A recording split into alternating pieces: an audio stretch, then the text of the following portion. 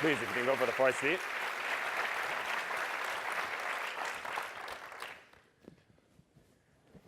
It's an absolute honor to have you here. And if you don't mind, we want to take you back in time a little bit and ask about your time or your thinking straight out of business school. So we were very lucky to get enrolled into this program. And we got 2 years to add value to ourselves. But most importantly, we were encouraged to take time off to reflect on our career choices and what it is that we want to do after school. Naturally, we are very, very confused at this point. We took the advice to heart. So how intentional were you about your career coming out of business school? I would tell you, I was sort of an accidental investment banker and an accidental CEO. So and a matter of fact, I always, when I was recruiting at Goldman Sachs, I was always very suspicious of students who said they came out of their mother's womb knowing they wanted to be an investment banker. You know, so to step back, you won't hear many stories like mine because I was an English major at Dartmouth. I went there thinking I wanted to be a forest ranger or work somehow in conservation. I was going to go to Oxford. I had a Reynolds scholarship. I was going to study English. But I had a very low draft number, and I could get in the ROTC at Harvard. And so I went to Harvard Business School. I just turned 22. I hardly knew what business was. In those days, if you were a good student in an Ivy League school, you didn't admit you wanted to go into business. So when I told some of my friends I was going to business school, they almost threw up, And so I went and with no business experience, and I got to Harvard, and I'd been a very serious student, and I worked hard in college, but everybody seemed so much older. They were 27 or 28. Some of them were married, and I was dating my wife Wendy, who was at Wellesley, so I was out at Wellesley really more than I was at business school, and so the idea, I didn't even know what an investment banker was, and I certainly wouldn't have said I wanted to be an investment banker. I had one professor I did a lot of work in one of the professor's classes, and he had worked in the Pentagon. And so there was this small group, this analysis group that McNamara had started when he was there. And I got asked one day whether I wanted to interview for this group. And, since I was going to go in the Navy anyway, then this meant I wasn't going to have to go on my Navy cruise, and I could be with my wife-to-be and so on. It seemed like a pretty good deal. And it turns out that this group was there was 6 people. 4 of us went on to become CEOs. One was Steve Hadley, who became the National Security Advisor to George Bush. Another was John Spratt, who was a couple years older, who became chairman of the House Financial Services Committee. So it was an interesting group to work with, and it just, so that's how my career took shape, So you actually came out of business school. You took the 2 public office positions, Department of Defense, and then followed by the President Nixon's administration. From the outside, it looked like you had it all figured out, and you were well on your way to being a Senate or getting a Senate seat. No, I did not have it all figured out. And I'd never worked in business. So I wore a suit on special occasions or go to church. I had never worked in business. And so I got there to this analysis group, and I learned a lot when I was there. It's amazing how much I learned, because I have this view that that it's not just coming up with the right idea. Everybody can learn the computational skills, analytical skills, and so on, but it's the people skills that matter. Why the shift into Goldman Sachs? Well, I would say this: you're moving faster than I, because literally what I learned when I was there was I needed I didn't know what the word mentor was, but I found that when I would work for 5 or 6 different people, and on different assignments, I did the same work. And some really appreciated my skills and others didn't. Some gave me the help I needed, others didn't. And one of the things I worked on my first bailout there, believe it or not. It was the Lockheed failure and the Lockheed loan guarantee. So I had a chance to do that, and I got to see how the political process worked. And as a result of that, John Conley had introduced me to some people in the White House who wanted me to go there. And so then I learned that almost as important as what I was doing is who I was doing it with. It really made a big difference. So I interviewed all of, the 6 different directors of the Domestic Council, and I picked the guy that maybe the least interesting work was going to be under him, but I thought I would learn a lot from him. And then it turned out I got to work on something I was very interested in, minimum wage, tax policy. I was the liaison with Treasury. And so one of the things I learned was that it was fun for me to work on financial problems. And that's why I decided on investment banking. And even investment banking was accidental because I thought I didn't want to work I knew I didn't want to work in New York. And so I talked to regional investment banks. And it was only when I had a job offer from a company called William Blair where the CEO said, yeah, we'd like to have you come here, but you're very aggressive, ambitious. We don't think you'll be happy with a regional firm. Why don't you talk to Goldman Sachs and Salomon Brothers? And with Goldman Sachs, they ranked like number 10 in the league tables in those days. And I ended up talking with a few other firms, Morgan Stanley, White Weld, and so on. But I really liked the people at Goldman Sachs. I met people like Bob Rubin and Steve Friedman and a whole bunch of names you wouldn't know, but they were the people that weren't there, but they made a big, and so I just basically said, I feel comfortable with the culture, and I learned that almost as important as what you do is who you do it with. But if you'd asked me out of college, was I going to be an investment banker, I couldn't have told you what an investment banker was.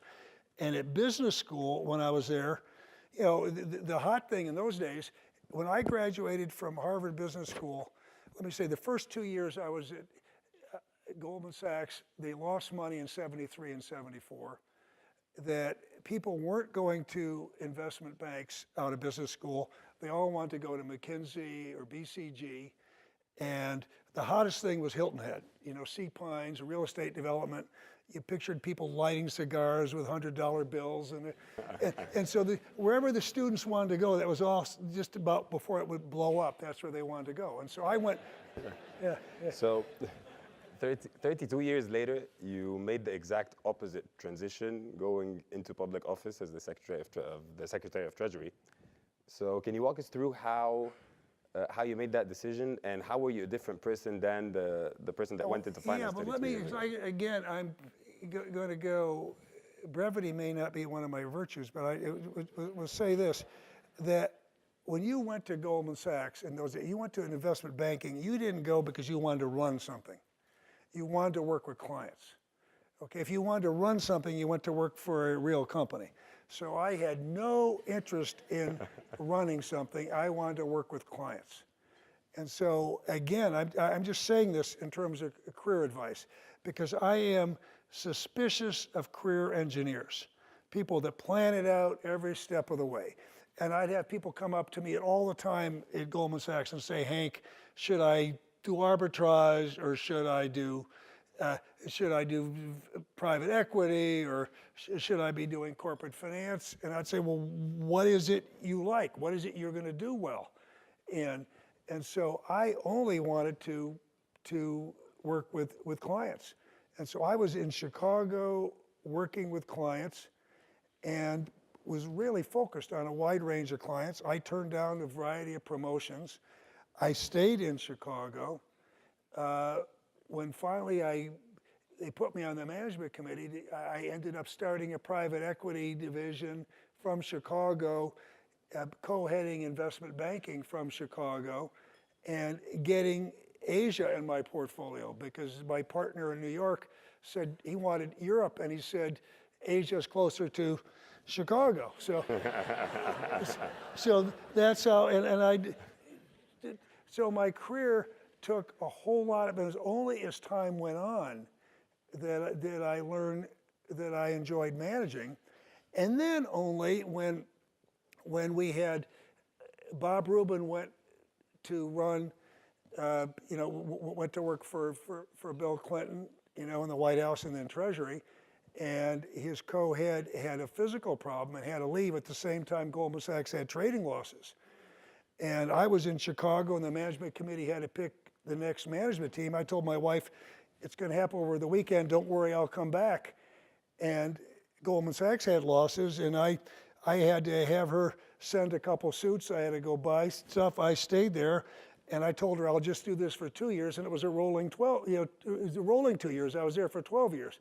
So I tell that story to say that if I think I had said, I want to run Goldman Sachs, I would have come in, and I don't think I ever would have run Goldman Sachs. I just focused on doing what I was doing in front of me, enjoying it, learning, and growing. Now, in terms of, being Secretary of the Treasury, it was interesting. I sit in this group because I think back to 2006, because I had agreed to be a speaker at Harvard Business School. And I had agreed to do that long before I thought I'd be Treasury Secretary. And so I was standing up talking to students, knowing that I was going to be Treasury Secretary.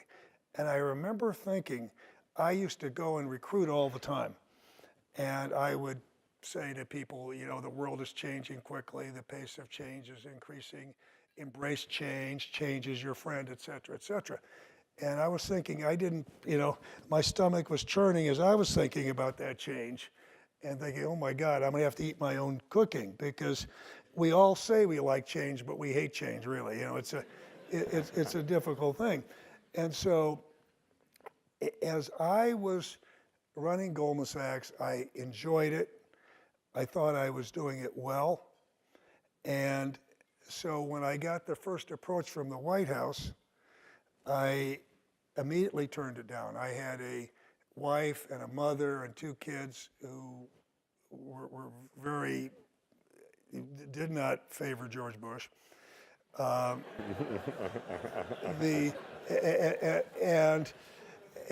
so I turned it down, and then so they came back a second time, and I was supposed to. This was when I did a lot of work with China, and so Hu Jintao, who was the president of China, was going to be at the White House sometime in the spring of 2006. And I was asked, they didn't want to give the Chinese a state dinner, so they gave them a state lunch, if you can believe that. So I was asked for the state lunch, and I was asked to have dinner with, or meet with George Bush in the residence beforehand.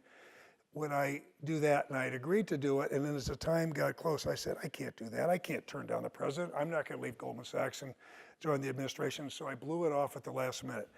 And so I went into the White House for the lunch, and everybody was sort of a little bit cool to me. And as I was walking out with Wendy, it was a beautiful spring day, and I was looking at the Treasury building, and I thought back in the days when I was in the White House as a kid, and I'd go over and meet with George Shultz when he was at Treasury. And sort of a cloud came over my face, and Wendy said to me, well, I hope you didn't turn it down for me, sweetie, because if it was really important to you, I would have agreed to do it. And I said, no. And then when they came back the third time, I just realized that it was fear of failure. I realized that I knew I could do a good job as Treasury Secretary. I couldn't think of many people that had gone from business to government and come back left with a higher reputation than they'd come with. And so I just as soon as I realized that, I said, well, I'm not going to give in to that, and I accepted. And my family was in shock for a while. My mother said to me, by gosh, you started off working for Nixon and you're going to now finish working for Bush. You should be ashamed of yourself. And so I cried, et cetera, et cetera. And they all decided, as I did, they had great respect and liked him when they saw how he worked with me, and I had great respect for him, and it was a real pleasure. But so I tell you that in more detail. Do you see how some of these decisions, I mean, it's not like I said, okay, now I'm going to go to Goldman Sachs and I'll be Treasury Secretary. Things just worked out. Well, my mother was not a big fan of George Bush as well, and Yeah. and this actually makes me feel much better, and I'm sure it does all of you, about not having that strong of a plan coming out. So hopefully this will work out well. The next question I want to ask is, you stated several times that work-life balance is very important to you. And we are trying, one of the main skills or core skills we're trying to gain is the ability to influence large institutions. Now the cutthroat environment, 100-hour plus work weeks at Goldman Sachs are to some extent in contradiction with the work-life balance that you stated several times that you value. So when you were rising through the ranks and eventually running the organization, how did you think about managing or influencing that culture?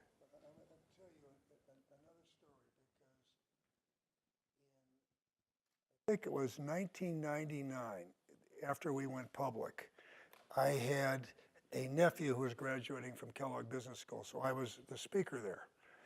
And my speech was on work-life balance. And so I told the story, which was absolutely true, that I was in the Chicago office of Goldman Sachs, and I had a 3-year-old and a 1-year-old, and I was working hard, coming home late, and my wife, Wendy, said to me, Hank, this is unacceptable. And, you know, you either are going to come home and take an active part in raising the kids, or you're going to come home some night and the kids are still going to be here and I'm going to be gone. And so, and so I went to my boss and I said, I really need to do something differently. I really do. And I was off to a very good start. And so he said, look, you do what you need to do. So my office was on the 60th floor of the Sears Tower. And if you can believe this, I would run at 4:30 from there to get the 4:42 train from the Chicago Northwestern to Barrington, Illinois. It got in at 5:25. I was home at 5:45. I would give the kids dinner. We'd give kids dinner. I'd give them a bath and I'd read the goodnight story. And I would I'd be reading in the great green room with a red balloon, good night moon, you know, I'd be going through this. And so I do not read with expression. And so once Wendy came in, if you've heard me read a speech, you know it's not a very pleasant thing to listen to. And so when Wendy came in and she said, slow down, read with expression. And when I did that, the kids both started crying and said, no, read like a daddy, not like a mommy. So I told that story to the Kellogg graduating class, and just like this, it was the same way. Everybody laughed, and particularly the women. They loved it, and the mothers loved it, and they all liked me. And I walked out, and there was a partner of competitive partner at Solomon Brothers at the time named J. Ira Harris. And he said, you hypocrite. You're standing up there giving that speech, and then you just work the living daylights out of the kids at Goldman Sachs. How can you do this? Where does this come from? And I said, well, I would just tell you what I say to everybody that came to me for advice at Goldman Sachs. I said, you can't ask the firm to tell you how many hours a week you're going to work. If you're working 50, how about 55, 60, how about 65? You have to learn to say no. You have to plan your own life. And that the people spend so much time on their career and so little relative time on their family. And you just get out of it what you invest in it. And you can't be a grunt. I think people need to be very careful. You need to do things you enjoy and that you're going to do well. And if the only way you can do well is working more hours than someone else, you're going to lose out, because there's always going to be someone else who's going to work more. And so you need to find something, and then you need to have the you need to work to have a life away from the job. And I can tell you this, I know everybody's said this to you, but I can assure you this is the case. Probably the one thing I've done more than anyone else who's ever run a Wall Street firm is work with clients. Because I worked from all the way up in investment banking, and when I ran Goldman Sachs, I still advised CEOs. And I handled clients because I thought that was important. I worked with heads of state, I advised them, I advised the president of China, Germany, CEOs. I've worked with many, many of them that have been successful professionally.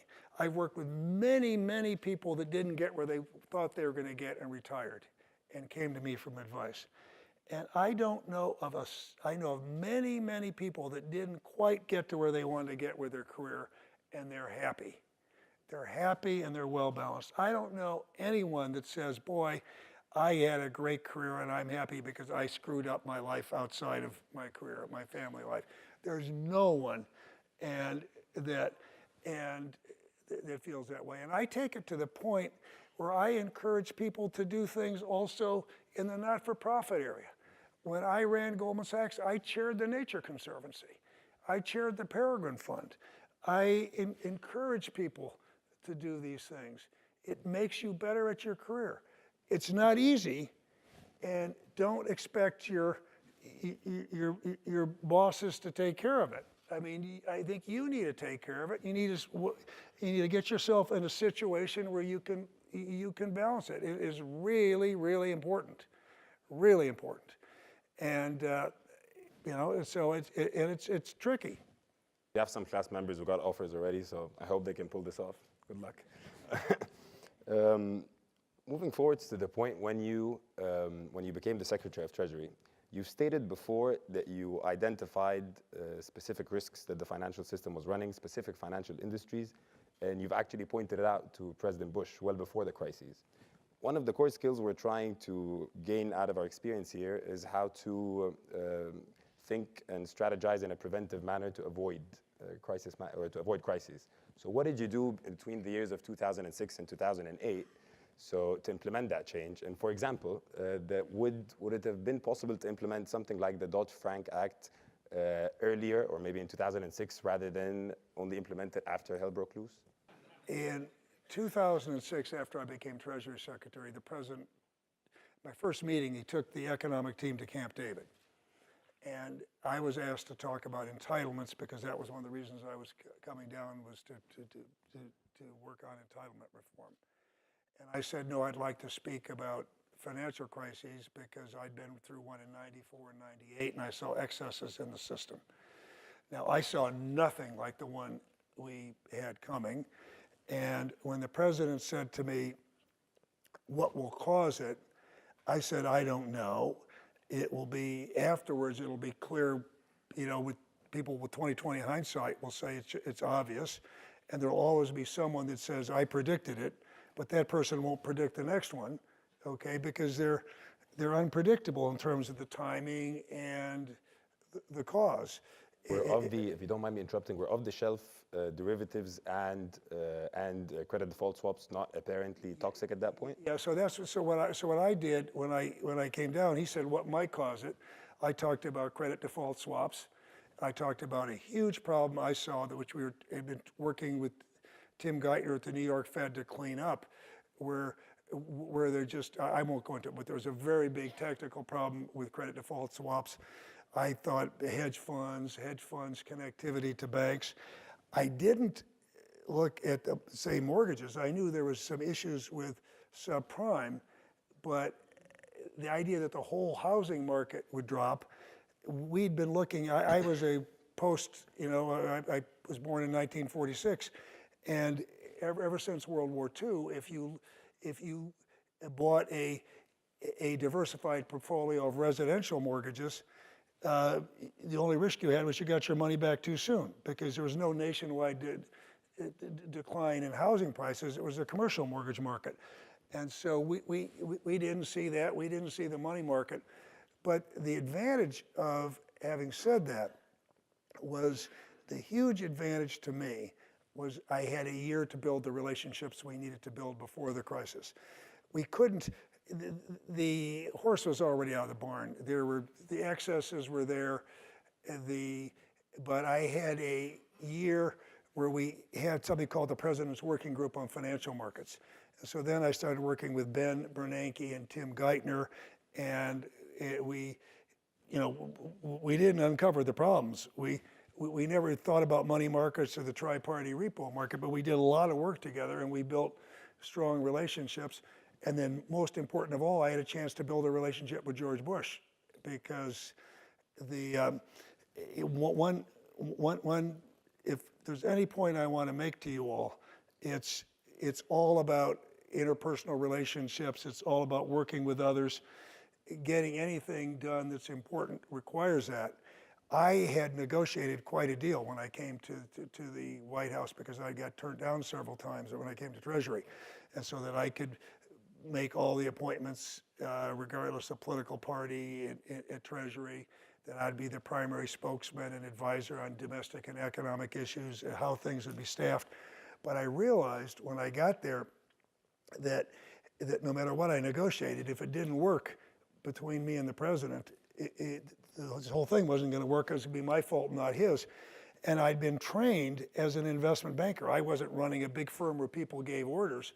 I was, I had to get down on my knees and persuade certain partners to stay. Most of them thought they were smarter than I was. I'd learned to work with clients, so I could run a firm and advise a principal. So I knew how to do that. And so I had an opportunity to build a very close relationship with the president, a relationship of trust before the crisis hit, and with Congress, so that was a key. And that was one of the benefits of getting ready. But we certainly didn't, if I had been omniscient and I'd known exactly what was happening, I couldn't have got the powers a day earlier because I started working on Fannie and Freddie in 2006. It took a crisis to get what we needed from Congress. TARP was labeled as the bailout of the guilty rich at the expense of taxpayer money. So that was a very tough decision for you to make, of course. But how did you think about public messaging? Did you try to gain support or at least understanding of the necessity of the decision by the public, and how did that go? So it's a very interesting thing. When I left Treasury, there was a poll that showed, and I don't remember the numbers exactly right, but something like 90% of the people were against TARP and 60 or 70% were against torture, and so it was, and yet a big part of the population was also, scared to death we were going to have a financial crisis. So I was never successful. That was one of the big failings of letting people know what we did was for the American people. It wasn't for Wall Street.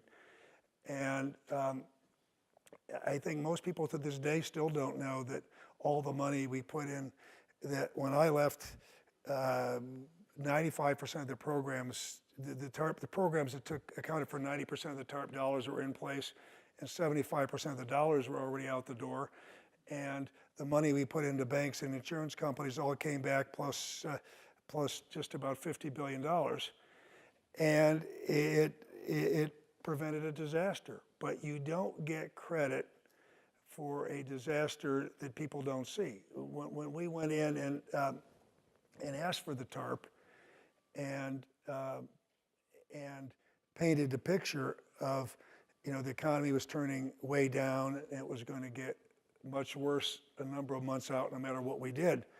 Barney Frank said to me, Barney Frank was chairman of the House Financial Services Committee, he said, Hank, this is going to be very difficult because you can't prove a counterfactual. And that was at midnight. I said, what's a counterfactual? And he said, well, you're not going to get credit for, people are going to be very angry because they're going to be hurting, and you're not going to get credit for saving a disaster they didn't see. But the biggest thing we did with TARP that was unpopular was people wanted to punish the banks. And they wanted us to be tougher on the banks. And we did something with TARP that was never been done before, was extraordinarily innovative, and I don't think people to this day understand it, which is when we switched, which is another story. I went to Congress and said, we're not going to put capital in the banks. We're going to buy illiquid assets. And the reason I did that was the only time I'd ever seen capital go in the banks had been when they were nationalized. So a bank gets ready to fail, you nationalize them, you're very tough on them, right? That's what you do. That's what we did with Fannie and Freddie. That's what the Europeans did. You know, the British, they only put capital in 2 banks. They nationalized, the Europeans a handful. So I thought we needed to recapitalize the system, and I had a theory about buying illiquid assets.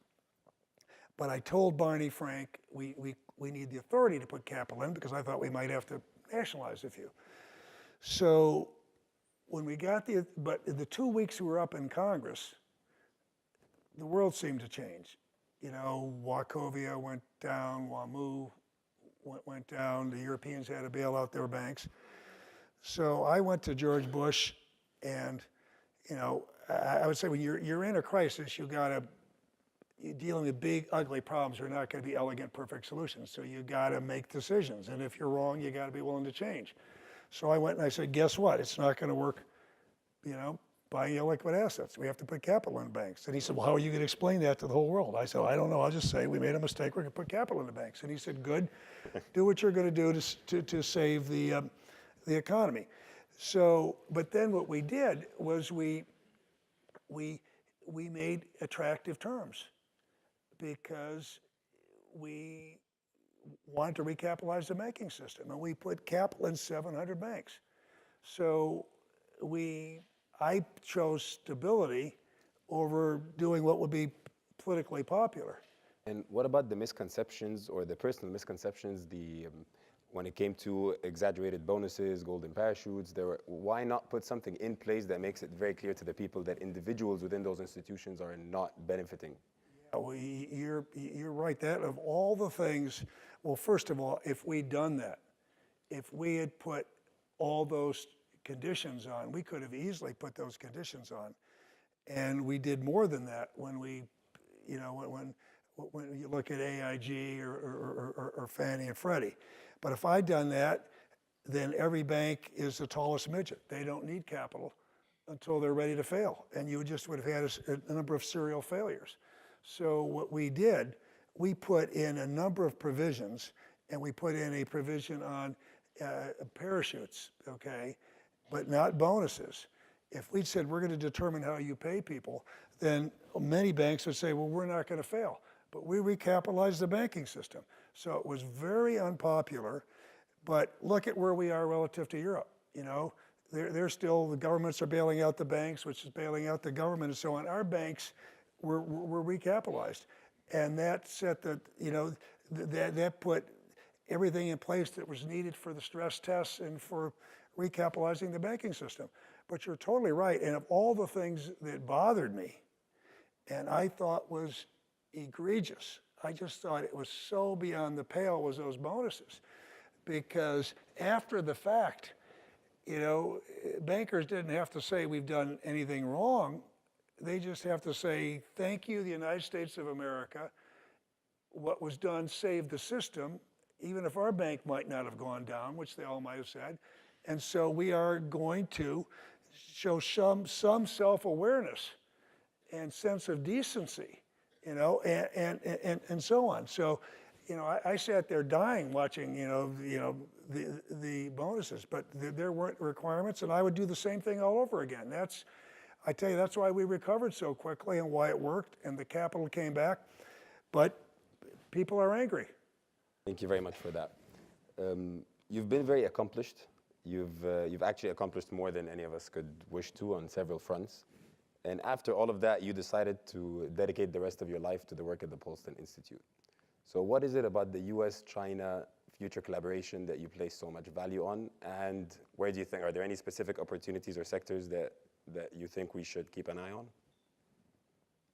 Well, I would say this, first of all, as I look around here at you all, because you're here, you all are, we're all similar. We all want to make a difference, right?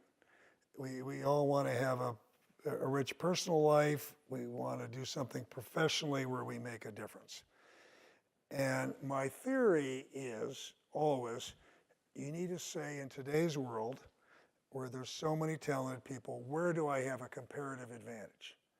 Where do I have the greatest chance to make a difference, where there's an intersection of something that I can do well and something that I enjoy?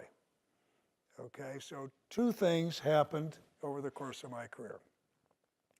One of them was, serendipitously, I got to Asia. I got there at the right time. I met the Chinese leaders.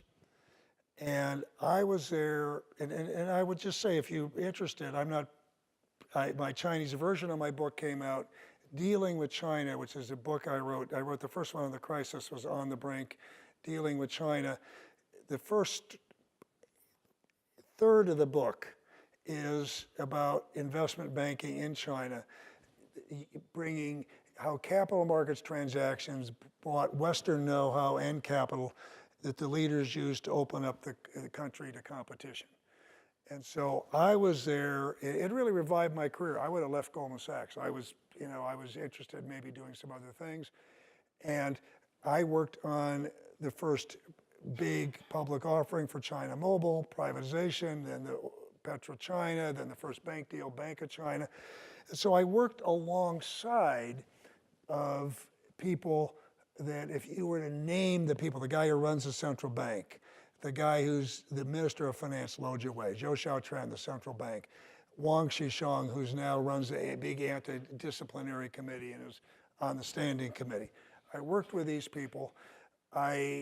President Xi Jinping, when I set up the Strategic Economic Dialogue, which I did as Treasury Secretary with China, I actually visited him in Hangzhou before I went to see the others, the leaders in Beijing.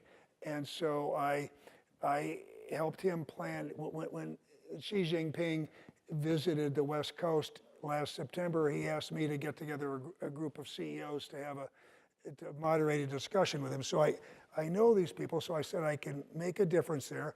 And I always cared about conservation. Jim Morgan and I worked on the Asia Pacific Council of the Nature Conservancy. So I started, my wife got me involved in the Nature Conservancy. I worked in saving parks, setting up parks in Yunnan in China. So I've always cared about conservation. I've cared about the environment. And so if you care about the global ecosystem, if you think climate risk, climate change is the biggest economic risk by far we face in the world, and you want to do something about it, guess what? China's a place to be. Because if they don't make progress, nothing else we do makes much difference.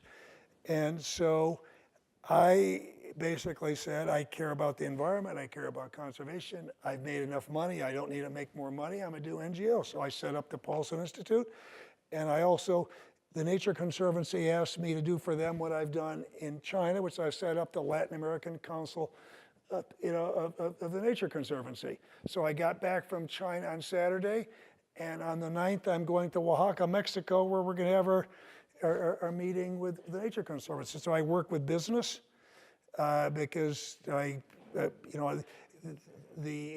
China, I have a US-China CEO Council on Sustainable Urbanization. So I go there with people like Tim Cook from Apple and Doug McMillan from Walmart and Ginny Rometty from IBM and Mary Barrow from General Motors. And we work with Jack Ma, Alibaba, the State Grid construction company. So we're doing the things that I know how to do and I like to do.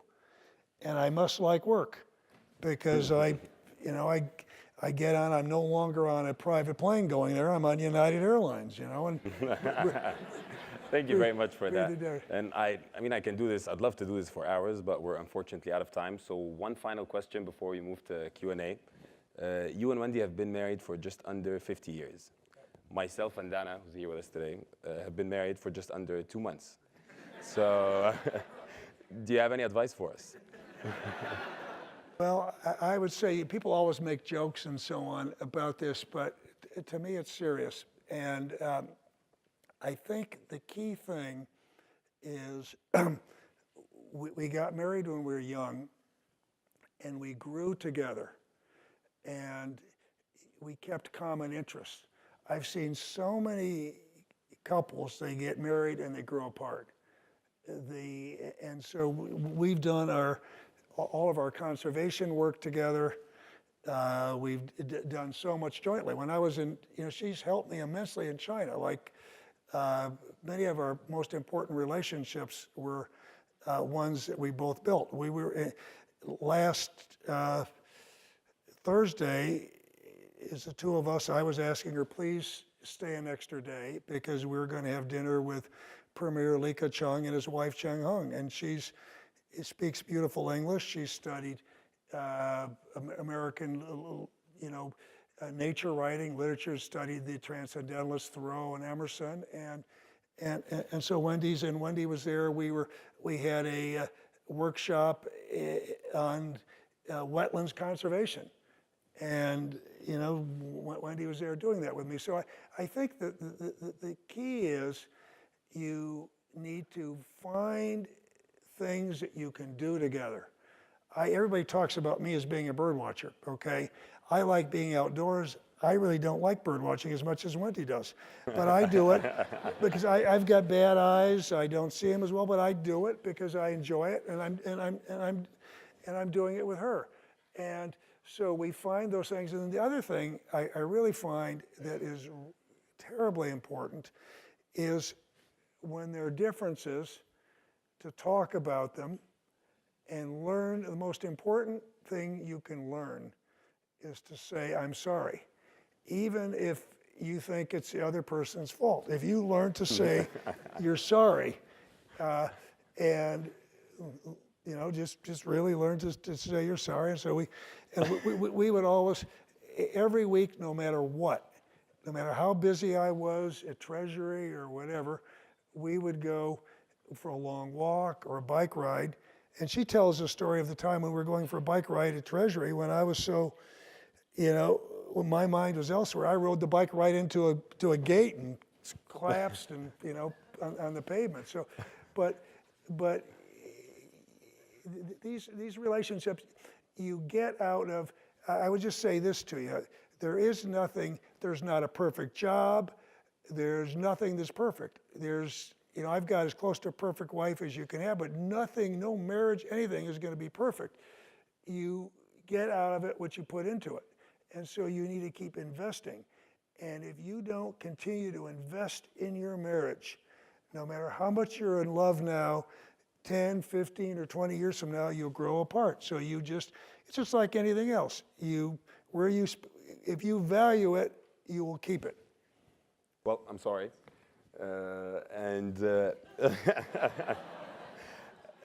We'll move on to Q&A now.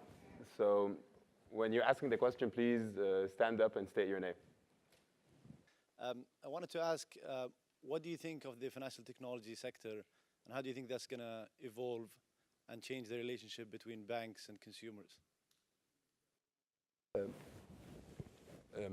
What do you think of the evolution in the financial technology sector, and how do you think this will affect the relationship between the banks and the consumer?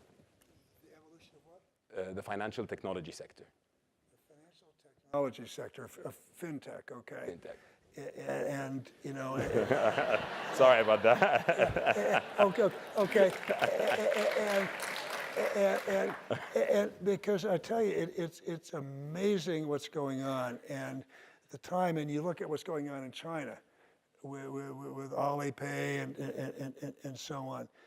So it's extraordinary, and it is in China in particular, where you don't have all the financial infrastructure that we've got in other countries, it is growing very, very quickly. I think it's exciting. I think a paperless, if we ever get to a paperless financial system,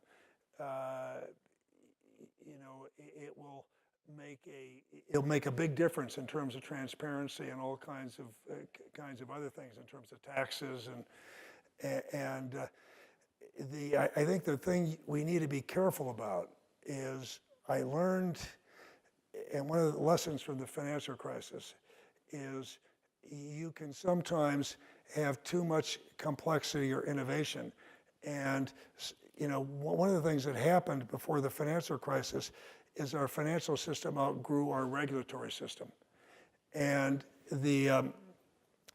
so I do worry about regulation, transparency in places, I watched the money market funds. One of the scariest thing for me, and the closest I could see to the financial crisis bleeding over from Wall Street to Main Street, was when we had $3.5 or $4 trillion worth of money market funds imploding, and they're the ones that were funding the commercial paper. So I was hearing from AAA companies saying we can't sell our commercial paper, and we're not going to be able to even make our quarterly dividend payment. And I could realize if they start paying their suppliers, then it just goes, pretty soon it hits small industrial companies, and the whole system collapses.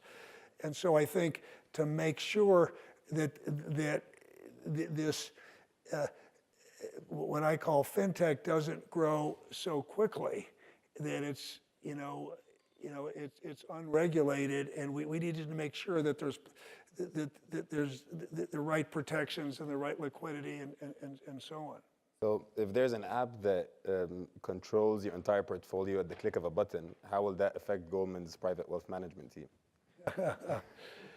I'll tell you, one of the for a long time, I remember, and this will date me, but so you all were in primary school, but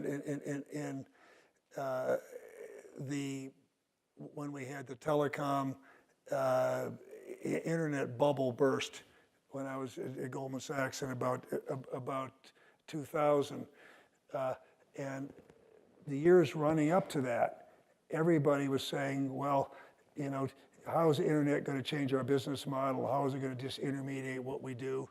And I remember then we tried to set up a technology platform for a high net worth force. And I continue to believe that there are going to be a good number of people that are going to want real advice and real judgment and customized, but there's a lot that needs to be done and can be done more efficiently through technology. So, but that's the story. I mean, the concern, and what you all are going to deal with, we're dealing with right now, and is going to be a big, big factor in your business lifetimes, is the dark side of technology. It makes all of our lives better. We're not going to turn back the clock, but I will tell you, when you look at automation and technology and what's doing the labor markets, and the number of people that are going to be, anything that can be automated or routinized will be. So what you're going to see is people at the top are going to do very well, and there's going to be a lot of people without jobs or without the jobs they want. And how we come up with a political system that lets our democracy work and lets our economy continue to flourish is going to take a lot of interesting thought. And there's nothing you need to be afraid of, but that's another reason why it comes back to my advice to you. You can afford anything other than you need to keep learning and growing in any job you get, and get something that plays to your skill. It's going to take judgment and take wisdom, and they can't be, you're not going to be disintermediated by technology. Much. I think we have time for one more question. Please. Peter Spradling, thank you for coming to talk to us.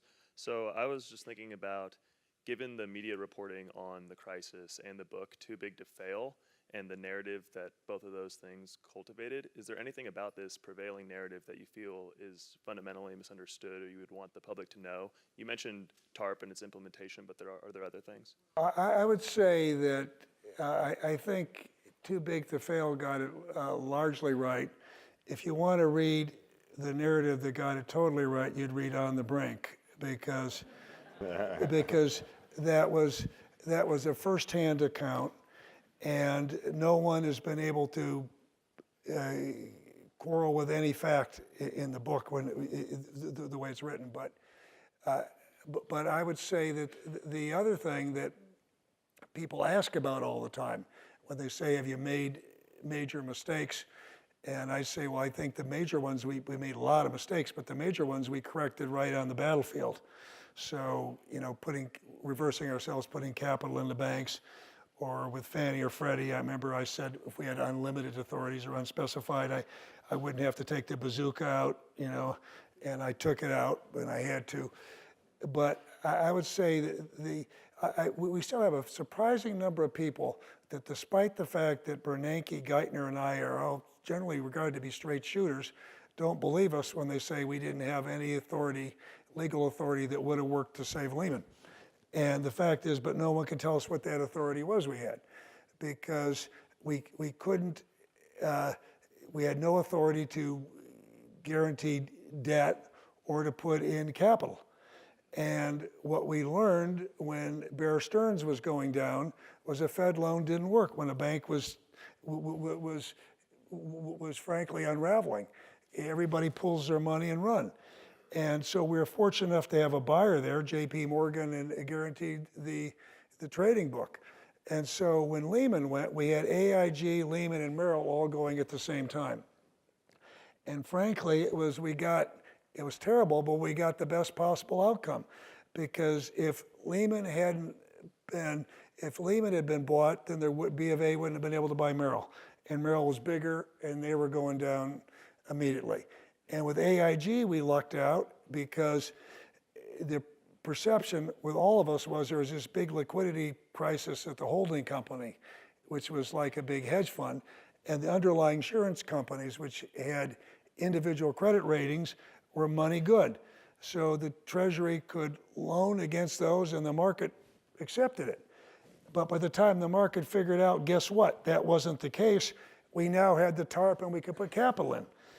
But at the end of the day, I realized that I've given up trying to explain that, because unless you were close to it, you're not going to really understand it that well anyway.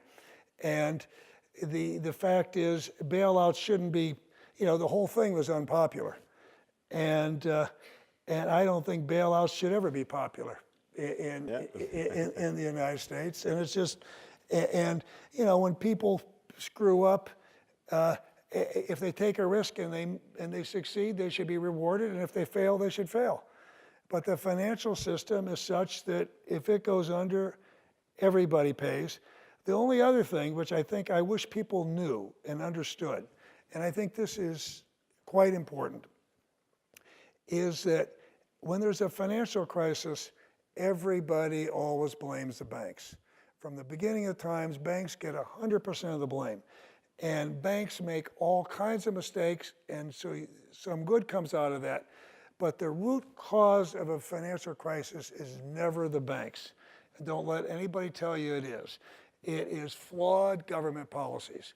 And I don't care what the political system is, whenever you've got a big economy and you've got a banking system, there will be flawed government policies. They lead to excesses. Excesses manifest themselves in the banking system, and there will be failures.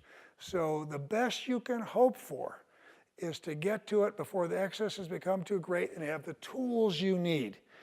And so the fintech question, the thing I'd be asking myself all the time about fintech is, everybody now is focused on the big banks. But I think the problem is that, if you regulate them so much and turn them into utilities, you force the risk out elsewhere. And a lot of the risk was, was in the tri-party repo system, was in the shadow banking market, money markets and so on. And, the basic risk comes in our financial system because whatever the size is, I forgot what the number is, $13, $14 trillion or whatever, 60% of that is deposits. Okay, the rest is wholesale funding. And so you're always going to have risks. And so the problem is if you just only blame the banks, you get to this, it's gone really far in the US, but then you don't focus on cleaning up the basic problems. What leads us to borrow too much, save too little? Okay, why don't we get around to fixing Fannie or Freddie? If we have a Volcker rule and banks can't do market making and you've got liquidity problems and you've got interest rates that are almost zero and money is seeking out yield, you're going to have bubbles. And what about the bond funds and liquidity there? I mean, so again, I'd say don't just focus on the banks and don't ever believe that the banks are the only problem, because that'll just cause you to only beat up on the banks and we won't deal with the root causes. Thank you very much for your time, Mr. Secretary. Okay, thank you. Thank you. Thank you.